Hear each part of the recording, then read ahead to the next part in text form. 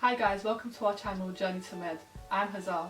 And I'm Liddy, and today's video is going to be on top tips to write the best personal statement. Today's video will actually be part of a two-part series, but before we start, make sure you like and subscribe. As we were successful in receiving all 4 interview offers for medicine, therefore we do strongly suggest that you take our advice on board to write the best personal statement. Your first draft will change a lot, and that's why it's important to give yourself enough time to be able to apply those changes to different areas of your personal statement. Realistically, your personal statement right now will go through some very dramatic changes by the time September comes around, but that's perfectly okay. The UCAS deadline for medical applicants is actually earlier than the normal one, so it's 15th of October, so it's important that you start early to give yourself enough time to implement any changes. By now I would say that you should have probably written your personal statement, the first draft of it, and maybe even have a second one. For example, these are just some of my drafts, and just know that you will have many more. So the first thing that you should probably do is get a paper and pen and jot down reasons why you'd like to study medicine. But it might actually be useful for you to draw a table. You should list all your relevant work experience, your extracurricular activities, or even any lectures you've attended. And next to that, note down any experiences you've had in which you were able to gain certain skills, what you learned from it, and if you were even able to apply these skills elsewhere. This is important because some of it will make up a bulk of your personal statement. You won't be needing every single experience. It's better to talk a lot about a little than a little about a lot. You will end up using about 3 to 4 of your experiences, so when it's all out before you, that's when you'll be able to pick which one you prefer. For any of you that are struggling on a structure to follow, a simple one that you can follow could be an introduction, and then a few paragraphs on voluntary work or work experience, another paragraph on your extracurricular activities, and then a closing statement.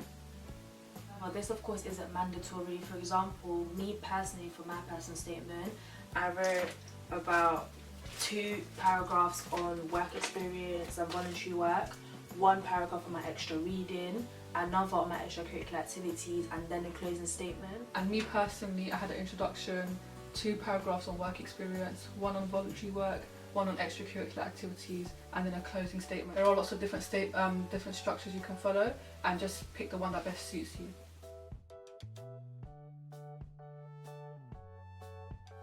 Even though this may be a simple question, it can be quite difficult to answer. Personally, I couldn't answer it at first, so I decided to make a little spider diagram on lots of different reasons why I want to do medicine, and from that I picked the biggest reason. I wrote my introduction, so don't feel like it's a simple question, so it should have a simple answer, and especially because it is your introduction, it's the first thing the university is going to read, so it has to be good.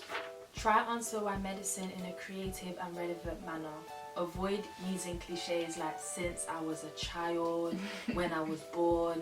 Be realistic. These people have read many personal statements. Think, what is going to make me stand out? It should be a unique and personal reason. In saying this, we do not recommend that you do lie in your personal statement. For example, if the reason you want to do medicine is just a simple answer, don't try and make it extravagant in some way because you feel like you want to catch their attention. Just say what you mean, and it should come across genuine to the people reading it.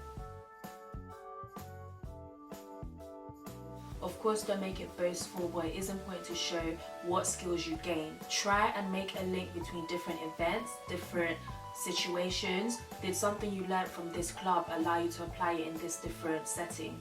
It shows that you're someone that takes in all this information and is able to apply it. It shows that you're willing to learn, which is very important when you want to do a 5-year medical degree.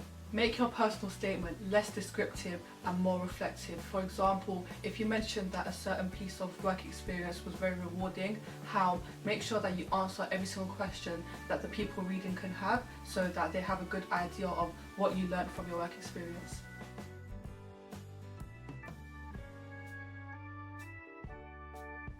For example, if you went to do work experience at a hospital and you learned about a specific disease, you went out of your way to do extra reading, it influenced you to go out of your way and learn about this, you can simply just make a link there in your personal statement.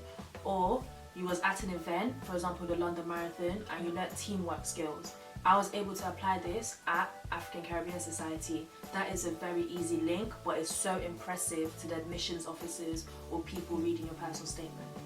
Talking about specific diseases in your personal statement, for example, will mean that it makes your personal statement more unique and more appealing to the people reading.